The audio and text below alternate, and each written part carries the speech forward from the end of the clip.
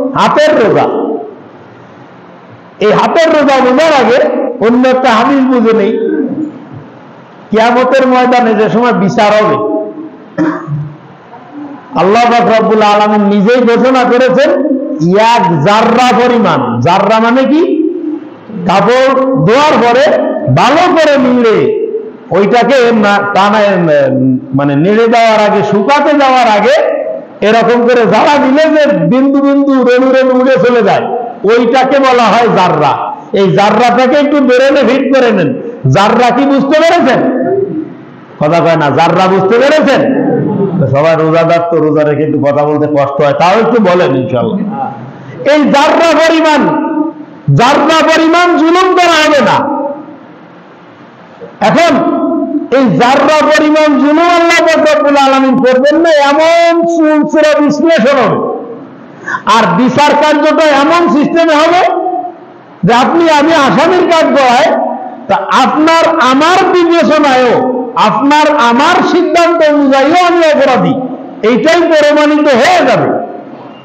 যদি তাই না হয়, ভালো করে খেয়াল করেন, আমি কখনো কি করি না করি আপনারা কেউই জানেন না, কিন্তু আল্লাহ জানে কি জানে না? আল্লাহ পাক জানেন। তাহলে কিয়ামতের ময়দানে যদি আল্লাহ নাম ধরে ধরে বলে অমুক অমুক অমুক অমুক কথা জাহান্নামে যাও, আর অমুক অমুক অমুক অমুক কথা জান্নাতে, কারণ আল্লাহ তো সব জানে। বুঝাইতে পারলাম না জানি? আল্লাহ পাক তো সবই জানেন। এই অমুক অমুক অমুক অমুক জান্নাতে যাও, আর অমুক অমুক জাহান্নামে যাও, এইভাবে বলে দিলে হয়ে যেত। এইটা না করে সিস্টেমেরই বিচার হবে, কাঠগোড়ার উপরে উঠবে, শুনানি হবে, হিয়ারিং হবে, তারপরে ওইখানে আলাপ আলোচনা সাপেক্ষে রায় আসবে। এটা আসবে কেন? এটা আসবে তুমি মানুষ, তোমার বুদ্ধি বিবেচনা অনুযায়ী তুমি নিজের রায় নিজে দিবা, তুমি ফেসে যাবা। তোমার বিবেক অনুযায়ী তুমি নিজের রায় দিবা, তবুও তুমি ফেসে যাবা। এই পর্যায়ে বিচার করে তারপরে যে শাস্তি হবে। যে কথা বলতেছি, আল্লাহ পাক ওয়াদা করেছেন এক জাররা পরিমাণ জুলুম করা হবে না, বিন্দু পরিমাণ জুলুম হবে না। ওই জায়গায় বিচারটা কোন কোয়ালিটির হবে? সেই বিচারটা হলো, রাসূল আকরাম সাল্লাল্লাহু আলাইহি সাল্লাম বলেন যে মানুষ এবং জিন এইগুলো ছাড়া আর কারো বিচার আসার নাই। মানুষ এবং জিন এরা ছাড়া আর কারো বিচার নাই। এখন ওই জায়গায় সমস্ত জীব জন্তুগুলা উঠছে। তা জীব জন্তুগুলা সব উঠার পরে একটা ছাগল এসে অভিযোগ দিছে, ছাগল এসে অভিযোগ দিছে, নেড়া ছাগল, ওর শিং ছিল না, এসে বলতেছে যে আল্লাহ পাক আমার তো শিং নাই, আর এর শিং ছিল, এর শিং দিয়ে আমারও মুতাইছে। ও কিন্তু আরেকটা ছাগল দেখা দিচ্ছে। আমি কি বুঝাইতে পারতেছি? কথাটা বুঝতেছেন? মানে ছাগল যার শিং নেই, এই শিং বিহীন ছাগল আল্লাহর দরবারে এসে মামলা দিছে যে অমুক ছাগলটা ওর শিং ছিল, ও আমারও মুতাইছে অন্যায় ভাবে। আল্লাহ নবী বলেন, জানো এই ছাগলের বিচার কি হবে? এই ছাগলের বিচার হবে যার শিং ছিল না ওর শিং হবে, আর যার শিং ছিল ওর শিং নেই। এবার ওই নতুন শিংওয়ালারে বলা হবে যে তুই ওরে মুতা দে। বুঝেছেন হিসাব? নতুন শিংওয়ালাকে বলা হবে তুই ওরে মুতা। এবার ওরে মুতা দিবে, দেওয়ার পরে বিচার কমপ্লিট, এরপরে বলা হবে কুনু তুরাবা, যাও সবাই মাটির সাথে মিশে যাও। এরপর সমস্ত জীবজন্তু যা আছে সব মাটির সাথে মিশে যাবে। খুব ভালো করে বিবেচনা করার বিষয় না এটা। একটা আমরা বলি অবলা প্রাণী, এই এক অবলা প্রাণী ছাগলের বিচার যদি আল্লাহর দরবারে এই রকমের হয়, তাহলে আমি যদি এক জাররা পরিমাণ জুলুম আপনার সঙ্গে করি, তাহলে আমি বনি আদমের কোন কোয়ালিটির বিচার কিয়ামতের দিন হবে? আমি মনে হয় বুঝাইতে পারলাম না জিনিসটা। বুঝেছেন কথা বলা?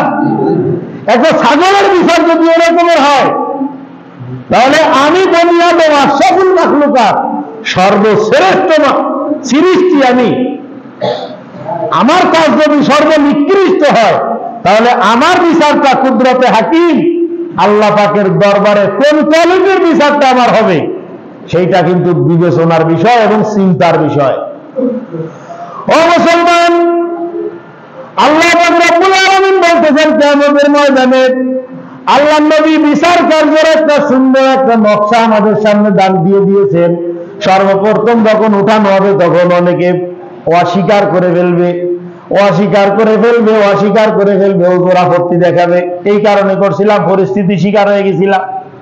আর এগুলো তো আমি করিনি, কারণ মনের মধ্যে একটা নিশ্চিত বিশ্বাস আছে যে এই কাজগুলো করছিলাম দুনিয়ার কেউ জানে না, রাতের অন্ধকারে করছিলাম এই কাজটা। ওর মাথায় বন্দুক থেকে টাকা নিয়েছিলাম, আজ পর্যন্ত কেউ দিল না, শুনছান সড়ক, কোন জায়গায় কেউ না, এটু কেউ জানে না, ওটা অস্বীকার করে দিচ্ছে। এই অস্বীকার করে দেওয়ার পরে আল্লাহ পাক রব্বুল আলামিন বিচারের অভিনব পদ্ধতি আরেকটা, যেটা দুনিয়ার কোনো মানুষের কাছে নেই। আলিয়াউমা নাখতিমু আলা আফওয়াহিহিম ওয়া তুকাল্লিমুনা আইদিহিম ওয়া তাশহাদু আরজুলুহুম বিমা কানু ইয়াকসিবুন। আল্লাহ পাক রব্বুল আলামিন বলেন, আমার সামনে যখন অস্বীকার করে ফেলবি তোর মুখটা আমি আল্লাহ পাক বন্ধ করে দেব। আলিয়াউমা নাখতিমু আলা আফওয়াহিহিম, তোর জবানের উপরে সিলমোহর মেরে দেব, মুখটা বন্ধ হয়ে যাবে, আর কথা বলতে পারবে না। ওয়া তাশহাদু আরজুলুহুম বিমা কানু ইয়াকসিবুন, এবং তার সমস্ত অঙ্গ প্রত্যঙ্গ আমার কাছে সাক্ষ্য দিতে থাকবে। দস্তে গুয়াদ মানসুনি দুদিদাম, দস্তে গুয়াদ মানসুনি দুদিদাম, লব্বে গুয়াদ মানসুনি বুসিদাম, চশমে গুয়াদ দিদাম সুহারাম, গোশে গুয়াদ সিদাম সামরুল কালাম। ওই সময় হাত বলতে থাকবে, অমুকের সম্পদ লুণ্ঠন করছিলাম, অমুককে অন্যায়ভাবে আঘাত করছিলাম, অমুককে এই করছিলাম সেই করছিলাম, এরকম হাতে হাত, হাতের কৃত অপরাধ গুলো একের পর এক বলতে থাকবে, একের পর এক বলতে থাকবে, একের পর এক বলতে থাকবে। আশ্চর্য মানুষটা হাতে কথা বলতেছে। বাজান একটু আওয়াজ করে বলেন, বিশ্বাস হয়? এখনো দুই একজন মুখ বন্ধ করেছে, এখন বিশ্বাস হচ্ছে না? ভালো করে দেখেন বাংলায় সূরা ইয়াসিনের এই আয়াতের মধ্যে, আলিয়াউমা নাখতিমু আলা আফওয়াহিহিম ওয়া তুকাল্লিমুনা আইদিহিম, ওয়া তুকাল্লিমুনা আমার সঙ্গে কথা বলবে, আইদিহিম তাদের হাত, ওয়া তাশহাদু এবং সাক্ষ্য দিবে, আরজুলুহুম তাদের পা, বিমা কানু ইয়াকসিবুন যা তারা কামাই করেছে।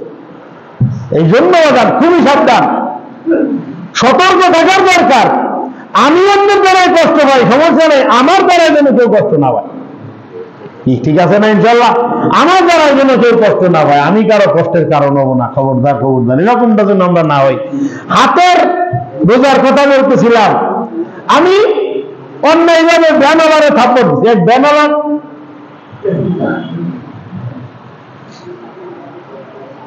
কি বলবো, অসতর্কতায় লেগে গেছে এক জায়গায়। লেগে যাওয়ার পরে মনে করেন ভাঙিনি, চুরিনি, চটিনি, কাটিনি, ফাটিনি, কিছু হয় নাই। তো ওই সময়টায় যে পাওয়ারটা না দেখাইলে হইতো, হ্যাঁ ব্যানালাও অপরাধী হয়ে গেছে, ভাই আমার আসলে অন্যায়, আমি খেয়াল করে, তুই খেয়াল করিনি, তুই গাড়ি চালাক দিছেন, ঠাস ঠাস করে দুটো তিনটে দিলে। এখন এই যে পর্যায়ে এর হিসাবও কিন্তু কিয়ামতের দিন আল্লাহর দরবারে দিতে হবে। ছোট্ট একটা কৃত অপরাধ যদি তুমি ক্ষমা করতে না পারো, পাহাড় সমান অপরাধ করে আমার কাছে আসতো, আমিও তোর ক্ষমা করবো না। যা কি হইতে পারে কি পারে না? আল্লাহ গফুরুর রহিম ঠিক আছে, কিন্তু আল্লাহ কহার হতো, সাথে আবার কহার আছে, কিন্তু খালি গফুরুর রহিম, রহমানুর রহিম। আল্লাহ রহমানুর রহিম, গফুরুর রহিম। আল্লাহ বলেছে ক্ষমা চাইলেই মাফ করে দেবো, কিন্তু আল্লাহ এও বলেছে আমি কিন্তু কহার, এবং আমি কিন্তু আদল, ন্যায় বিচারক, উত্তম বিচারক। একটু আগে বললাম আল্লাহ নবী শুনাই দিচ্ছেন, একটা ছাগলের শিং ছাড়া ছাগলের বিচার যদি এই হয়, তাহলে আমি আশরাফুল মাখলুকাত, আমার বিচারটা কোন কোয়ালিটির হবে? খবরদার, খবরদার, সাবধান, খুব সাবধান থাকতে হবে বাজান। হাত পা চালানোর ক্ষেত্রে খুব সতর্কতা অবলম্বন করতে হবে। হাতের রোজা, আমার হাতের দ্বারায় কোনো অন্যায় হবে না। পায়ের রোজা, আমার পায়ের দ্বারায় কোনো অন্যায় হবে না। এই সামগ্রিক মাথার থেকে নিয়ে পায়ে পর্যন্ত সমস্ত অঙ্গ প্রত্যঙ্গের রোজাগুলো যদি কমপ্লিট করা যায়, ওই সময় আসিয়ামু জুন্নাহ, রোজাটা হলো ডাল স্বরূপ।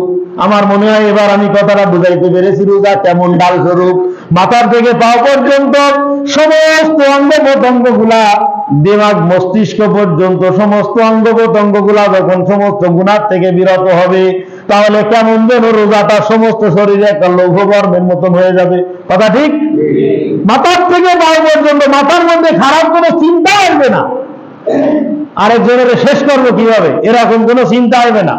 মাথার মধ্যে জিলেপির মতন প্যাঁচ সবসময় চলতে থাকে, জিলেপির প্যাঁচ চলতে থাকলে হবে না, সহজ সরল ভাবে সুন্দর ভাবে থাকতে হবে। তাই প্ল্যান করতেই আছে, প্ল্যান করতেই আছে। ওরে কিভাবে শেষ কর, ওর ব্যবসা নষ্ট করতে হবে, ওর এটা শেষ করতে হবে, ওর এটা শেষ করতে হবে। সারাদিন বসে যদি আপনি প্ল্যান করেন এভাবে, তাহলে প্ল্যান করতে করতে এক সময় দেখবেন কুদরতে হাকিম আপনাকে শেষ করে দেবে, আপনি শেষ হয়ে যাবেন অটোমেটিক। কারণ আপনি আমভাবে বলতেছি না বাজান, আল্লাহ নবী বলেছেন আল্লাহু বিআউনিল আবদি মা কানাল আবদু বিআউনি আখিহি, আল্লাহ সবসময় ওই বান্দার সাহায্যে লেগে থাকেন, আল্লাহ পাক সবসময় ওই লোকটাকে সাহায্য করেন যতক্ষণ পর্যন্ত লোকটা তার ভাই মুসলমান ভাইয়ের সাহায্য করে। সুবহানাল্লাহ বলেন। অর্থাৎ আমি যদি আপনার সাহায্য করি, আল্লাহ নবীর ওয়াদা অনুযায়ী আল্লাহ পাক আমাকে সাহায্য করবেন। এবার বিপরীতটা হলো আমি যদি আপনার ক্ষতি করি, তাহলে অটোমেটিক কুদরতে হাকিম আমার ক্ষতিটা আল্লাহর পক্ষ থেকে চলে আসবে, আমার ক্ষতিটা আল্লাহর পক্ষ থেকে চলে আসবে। এই জন্য আমি একজন মুসলমান, আমি কারো কষ্টের কারণ হব না, আমিও কারো থেকে কষ্ট পেতে চাই না, এবং আমিও কাউকে কষ্ট দিতে চাই না। খুব সাবধান, সতর্কতার সাথে জীবন যাপন করতে হবে বাজার, ভীষণ সতর্কতার সাথে, ভীষণ সতর্কতার সাথে। আর জীবনের প্রতিটা মুহূর্ত, প্রত্যেকদিন রাত্রে ঘুমানোর সময় একবার হিসাব করা, হাসিবু কবলা আন তুহাসাবু, হিসাব করো হিসাব দেওয়ার আগে। কারো কাছে যদি হিসাব দিতে হবে, তখন ওই হিসাব দেওয়ার আগে যেমন ঘরে বসে আপনি হিসাব কষে তারপরে আসেন, ওই রকম ভাবে এইখান থেকে যাওয়ার আগে ওই জায়গার হিসাব কষে তারপরে ওইখানে যেতে হবে। এর জন্য কি করা যায়, বুজুর্গানে দিন লিখেছেন, প্রত্যেকদিন রাত্রে শোয়ার সাথে সাথে আধা মিনিটের মধ্যে তোর ঘুম এসে যায় না, মনে করেন 1-1.5 মিনিট 2 মিনিট তো জাগনা থাকে, তা ওই সময় ওই 1.5-2 মিনিট ধরে মুরাকাবা করবেন, আজকে সারাটা দিন আমার কেমন গেল, এই সারা দিনের মধ্যে আমার দ্বারা কয়টা ওয়াকাম হয়েছে আর কয়টা ভালো কাজ হয়েছে, এই সারা দিনের মধ্যে আমি কি করলাম, কয়টা ভালো কাজ করতে পারলাম, কয়টা খারাপ কাজ করতে পারলাম। যদি দেখা যায় যে ভালো কাজ কম খারাপ কাজ বেশি, তাহলে নিয়ত করা যে আগামী দিন একটা খারাপ কাজ কমবে, একটা ভালো কাজ বাড়বে। এইভাবে করে যদি আপনি হিসাব করেন, আল্লাহর কসম আমি আপনার গ্যারান্টি দিয়ে দিলাম, 41 দিন পর্যন্ত হিসাব করবেন, এরপরে দেখবেন 41 দিনের পরে রেজাল্ট আসবে যে আপনার সারা দিনের মধ্যে কোনো খারাপ কাজ নাই। এটা হবে, এটা আপনি যদি কন্টিনিউয়াস করেন, কন্টিনিউ করেন। এখন একটা বিষয় আছে, সারাদিন 5 ওয়াক্ত নামাজও পড়ে না, মনে করেন আমি হিসাব করতে কতগুলো খারাপ কাজ করলাম আর কতগুলো ভালো কাজ করলাম, তো খারাপ কাজের সুযোগ হয়ে গেছে বছরের নামাজ না পড়ে, বলছেন নাই? এই জন্য যদি মানুষের মতো মানুষ হইতে হয়, আল্লাহ পাকের খাঁটি বান্দা হইতে হয়, রসুলের খাঁটি উম্মত হইতে হয়, তাহলে এই হিসাবের উপরে থাকতে হবে বাজান, মৃত্যু পর্যন্ত হিসাবের উপরে থাকতে হবে। লাআল্লাকুম তাত্তাকুন, তাহলেই তুমি শুধুমাত্র মুত্তাকি হইতে পারো, তাহলেই তুমি শুধুমাত্র কি হইতে পারো, কথা কয় না, তাহলেই তুমি শুধুমাত্র মুত্তাকি হইতে পারো। মানুষের মধ্যে এই ধরনের সমস্যাগুলো, এই যে মুত্তাকি হওয়ার পথে সব থেকে বড় বাধা হলো লোভ। সব থেকে বড় বাধা কি? লোভ। এই রমজান মাসের এটাও একটা মারাত্মক শিক্ষা যে লোভ সংবরণ করতে হবে। আপনি যাচ্ছেন রাস্তা দিয়ে, কাছের মধ্যে সুন্দর হেভি হেভি সাইজের রসগোল্লা বানায় রাখছে, জিব্বা লক লক করে উঠেছে, হা কি জানি স্বাদের, ওইটা চাইলেই খাওয়া যাবে, কথা কয় না, চাইলেই খাওয়া যাবে। এই যে আপনি সংবরণ, না না না আমি রোজা, কি রসগোল্লা যত স্বাদের হোক না কেন খাওয়া যাবে না, আর যদি একান্তই হয়তো সন্ধ্যের পরে ওটা দেখা যায় কেমন না। এই যে সংবরণ করা, এই লোভটাকে দমন করার একটা সিস্টেম আছে। এইটা লোভটাকে দমন করার সিস্টেমটা হলে, আমার লোভ হইতেছে পয়সার লোভ, হারামের দিকে ঝুঁকে যাইতেছে, ওই সময় মনে করেন যে এই হারাম পয়সার প্রতিটা পয়সার হিসাব কিয়ামতের ময়দানে আল্লাহর দরবারে দাঁড়ায় দিতে হবে, আল্লাহর দরবারে দাঁড়ায় দিতে হবে। ওই দিন বোঝা যাবে হিসাবটা কি। ও মুসলমান, আল্লাহ পাক রব্বুল আলামিন বলতেন, ইয়া আইয়ুহাল্লাযীনা আমানু কুতিবা আলাইকুমুস সিয়ামু কামা কুতিবা আলাল্লাযীনা মিন ক্বাবলিকুম লাআল্লাকুম তাত্তাকুন।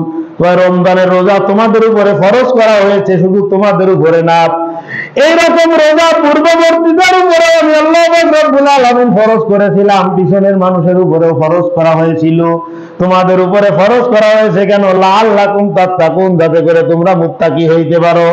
আর মুত্তাকি হওয়ার ফায়দাটা কি? মুত্তাকি হইলে লাভটা কি? আল্লাহ পাক বলতেছেন, ইন্না আকরামাকুম ইনদাল্লাহি আতকাকুম। দুনিয়ার আমার বান্দা বান্দীরা, আমি আল্লাহর দরবারে কিয়ামতের ময়দানে সবথেকে সম্মানিত ওই ব্যক্তি যার তাকওয়া যত বেশি। বলেন সুবহানাল্লাহ। যে যত বড় মুত্তাকি তার সম্মান আমি আল্লাহর দরবারে সবথেকে বেশি। আর মুত্তাকি হওয়ার ক্ষেত্রে, তাকওয়া অর্জন করার ক্ষেত্রে সবথেকে বড় বাধা হলো লোভ বাজার। এই লোভটা হইতে পারে সম্পদের লোভ, এই লোভটা হইতে পারে ক্ষমতার লোভ, এই লোভটা হইতে পারে পদের লোভ, এই লোভটা হইতে পারে সম্মানের লোভ, এই লোভটা যে কোনো পর্যায়ের লোভ হইতে পারে। সমস্ত প্রকারের লোভ কিন্তু তাকওয়ার জন্য মারাত্মক ক্ষতিকর। এই জন্য বাজান, দুনিয়ার মধ্যে সম্মানের সঙ্গে থাকি আর অসম্মানের সঙ্গে থাকি, দুনিয়ায় যেভাবে আমার জীবন কাটে কাটুক, দুনিয়ার মধ্যে যেভাবে আমার জীবন অতিবাহিত হয় হোক, ও বাজান কিয়ামতের ময়দানে অনন্তকাল যেই দিনের শুরু আছে তার কোনো শেষ নাই। তা ওই জায়গায় যে যেন কোনো অবস্থায় অপমান লাঞ্ছনার মধ্যে না পড়ি, কথা বলেন ঠিক? তাই এইখানে যেভাবেই যাই ওই জায়গায় গিয়ে যেন বিপদগ্রস্ত না হয়ে যায়। আল্লাহ পাক রব্বুল আলামিন বলতেছেন, লাআল্লাকুম তাত্তাকুন, তোমাদেরকে মুত্তাকি বানানোর জন্য এই রমজান মাস দান করা হয়েছে। রমজান মাস পাওয়ার পরে যদি জীবনের গুনাহ মাফ করাইতে না পারো, রমজান মাস পাওয়ার পরেও যদি তাকওয়া অর্জন করতে না পারো, খোদাভীতি অর্জন করতে না পারো, আজকের দিনে যেমন ক্ষুধার যন্ত্র, পিপাসার কারণে কলিজাটা বিদীর্ণ হয়ে যাইতেছে, শুকাই গেছে, একদম মরুভূমির মতো হয়ে গেছে। ঘরের মধ্যে আমি একা একা, দরজা জানালা সবগুলো আটকানো আছে, দরজা জানালা সব আটকানো। ফ্রিজের মধ্যে সুন্দর ঠান্ডা নরমালে পানিও রাখা আছে, ফ্রিজের মধ্যে সুস্বাদু খাবার রাখা আছে, জানালার দরজায় সুন্দর করে দরজা জানালা এটে দিয়ে আবার ওই জায়গায় ভারী পর্দার কাপড় ঝুলানো আছে, কোন অবস্থায় বাহিরের কোন মানুষ দেখতে পাবে না। এমন অবস্থায় যেমন তুমি ক্ষুধার যন্ত্রণায় পিপাসায় ছটফট করতে করতে একদম জিহ্বাটা বের হয়ে যাবে, তারপরেও যেমন তুমি পানি খাওয়ার জন্য ফ্রিজের ধারে যাও না, তা এই শিক্ষাটাই তোমার 12 মাস তোমার মাথায় রাখতে হবে। জীবনটা চলে যায়, বাবা মনে মনে পড়ে যায়, একদম অভাবে না খেতে কিন্তু একদম শুকায় যদি মারাও যায়, কোন অবস্থায় আমার এই হাত দিয়ে হারাম চাইরে না পয়সায় আমি হাত দিব না। ওই রকম ভাবে দিনের বেলায় পানি পান করা যেমন ভাবে হারাম, ওই রকম ভাবে 12 মাসের জন্য অন্যের সম্পদে হাত দেওয়া হারাম, অন্যের হক নষ্ট করা হারাম, অন্যের ক্ষতি করা হারাম, অন্যের সম্পদ নষ্ট করা হারাম, অন্যের সম্মান নষ্ট করা হারাম।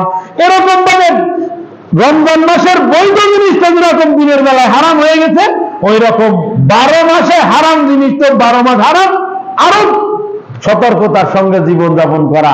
ফ্রিজের কাছে যেতে পারলাম না, গেলাম না, প্রচন্ড পিপাসা, কি কথা ঠিক আছে না? বাস্তব না? ঘরে শুয়ে রয়েছি, আরে কি মানে পিপাসা, যায় কেউ ফ্রিজের কাছে? যারা চুপ করে আছে এরা মনে হয় যায় ফ্রিজের কাছে, যায় কেউ? যায় না, যাওয়া সম্ভব না। আমি রোজাদার, একথা মনে পড়ে ওই সময়। তাহলে পরবর্তীতে অন্যায় করার সময় খেয়াল করতে হবে, আমি একজন মুসলমান, আমার দ্বারা এই কাজ করা ঠিক হয় না। এই কথা ঠিক আছে না? লাআল্লাকুম তাত্তাকুনের অর্থই হলো এইটা। রমজান মাসে যেমন ক্ষুধাভীতি ভিতরে কাজ করে, 12টা মাস যেন এরকম ক্ষুধাভীতি ভিতরে কাজ করে। আল্লাহ পাক রব্বুল আলামিন আমাদেরকে মুত্তাকি হওয়ার তৌফিক দান করুন।